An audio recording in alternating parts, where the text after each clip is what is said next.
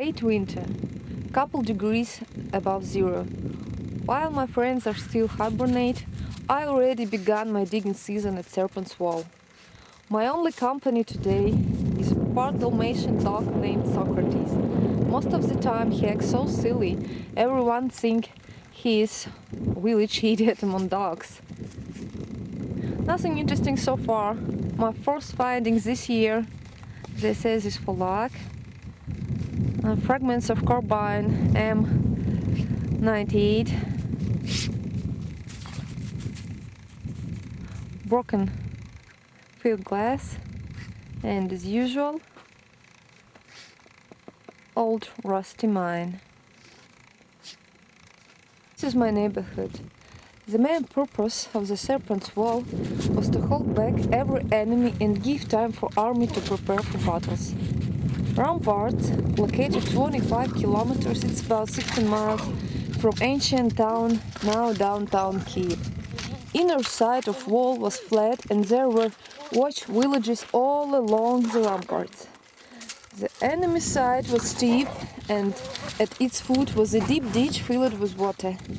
It is here where we usually dig in the summer and some individuals in late winter. What can be more interesting than exploring war bunkers? In summer I can be lost here for hours, and I have my favorites. If I were the Serpent's Wall crypt keeper, then it would be my residence. This was a command post.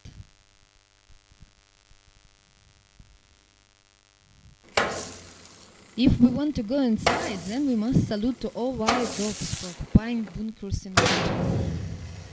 This sounds terrible for their eardrums. Normally, I wouldn't be concerned about dogs, but we have a couple with hydrophobia.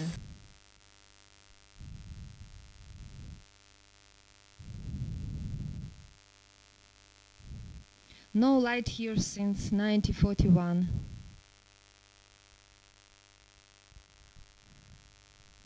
Stuff we dug in the woods nearby.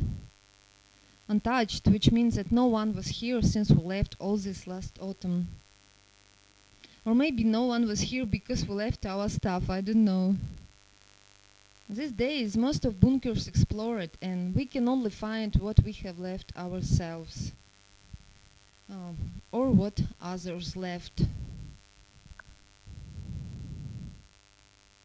I don't know who left this epaulette, but it is a war relic.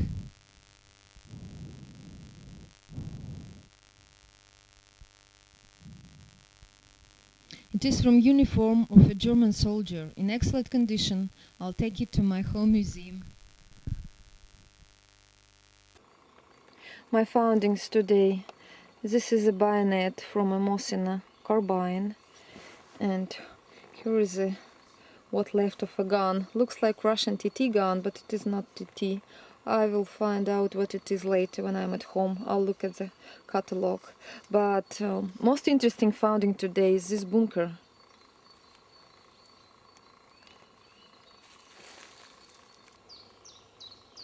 It was blocked after war, but then someone found it.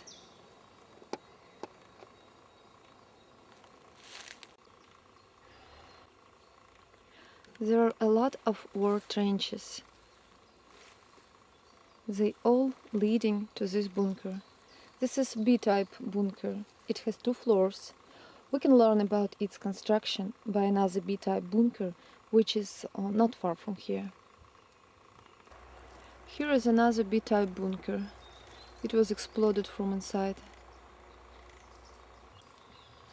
Here we can learn how B-type bunkers were constructed.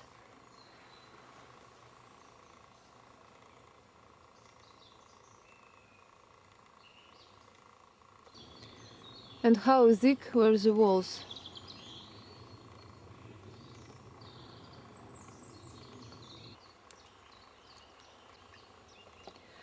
Unfortunately, the entrance inside is closed. I do hope to one day organize my friends and unlock it. And then I will tell what is inside. This is how World War II tank ditches looks nowadays. Stalin could not believe that Germans would ever break through defense line.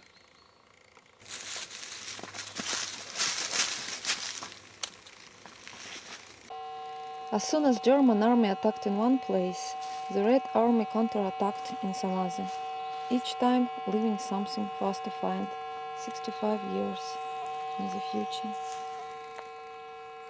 Here is my friend, already found something. This place is not far from my home. We have dug here many times, but every time we return, we find something new. No place can be totally explored.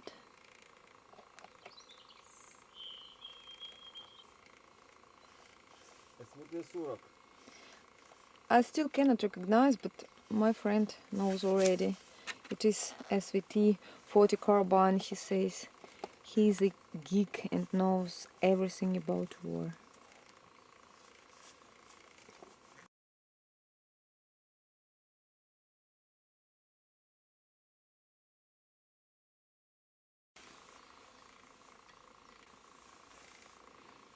Cool bayonet. This carbine is in a pretty good condition for a relic found in a black earth. Here is a star from uniform cap of a Soviet soldier.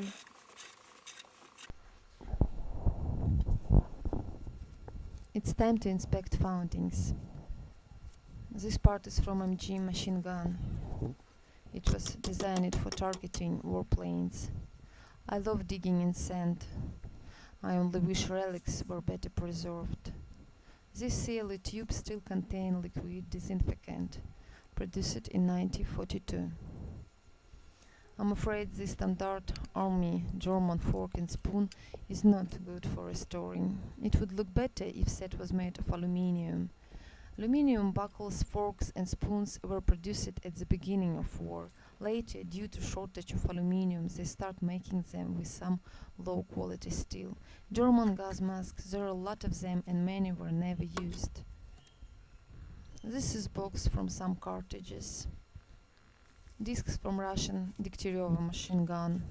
This is anti-tank version of this machine gun. Usually they could not make any harm to German tanks. This is box for cartridges for MG machine gun. This one is empty. If it was filled, then cartridges would be leaf. Box is keeping the rust away. Here is good example. This is a box with barrel from MG machine gun. Barrel is usual find. They were overheat in a bottle, deformed and thrown away. This is a brand new barrel, just slightly rusted. I will take it with me. I have a friend who collects ammunition and who is a bit crazy about those machine guns. He has a birthday soon. I think I came up with the idea of a birthday present for him.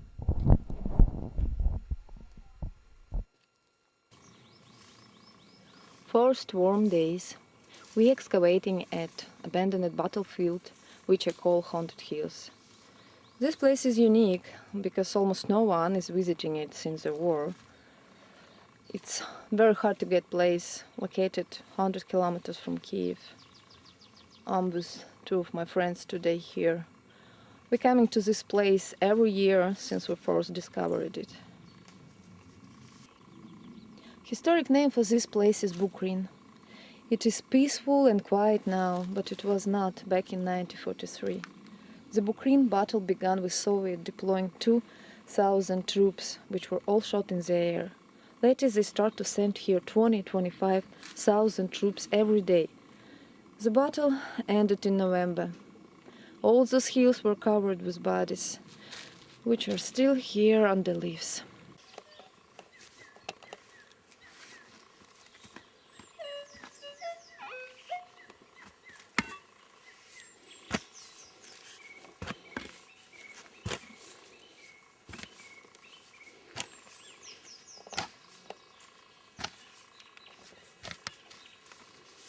My favorite part is to inspect relic, our usual foundings. Soldier boots, granite, we call them lemons, shells, pieces of bottles. This one is from Molotov cocktail. They used to mix Molotov cocktails in bottles for mineral water and beer, produced in February 1941.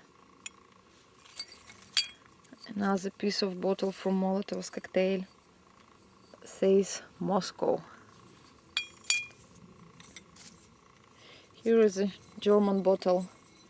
DH stands for Deutsches Heer, which means German army.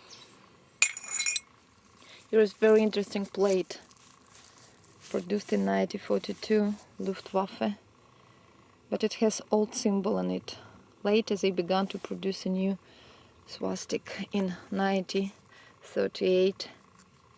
Here is a new symbol, new swastik. It says roast fry, means it don't rust, which is true, real stainless steel. Sometimes we're going for family weekends on the hills. This is my dad and my uncle looking for war souvenirs. They both in their 70s and love to join me for relic hunt. They say they feel like relics at home, and here they feel like hunters. This hobby is narcotic for all ages. It is hard to stop digging. Leaving them, I'm usually going for sightseeing. There are beaches to cool off and memorials to visit.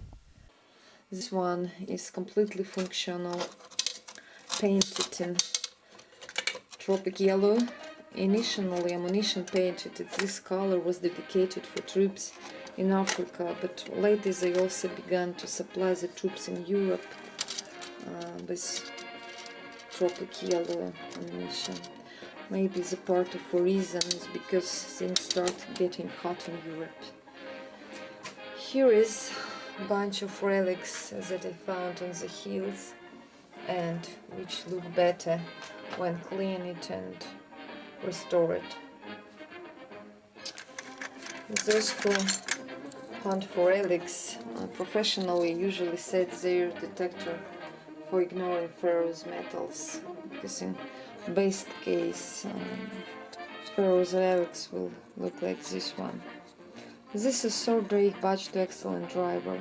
The only good thing about this relic is that no one will say it is fake. Treasure hunter in me says that digging such relics would be a waste of time. Philosopher in me says that saving time is a waste of life. So I do not ignore ferrous metals and still digging for everything. This is medal for winter campaign of 1941-1942. That winter was very cold and German soldiers called it frozen meat medal. There were a lot of them produced, 1.5 million, so they can be found pretty often.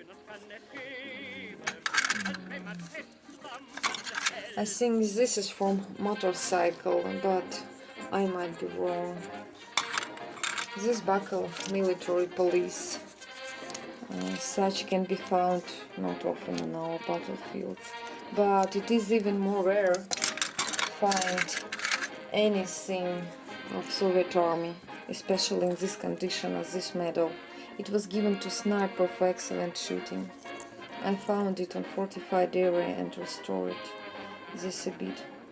In Red Army they didn't spoil soldiers with different medals and buckles in time of war. Here is my grandmother medals. She received them after war.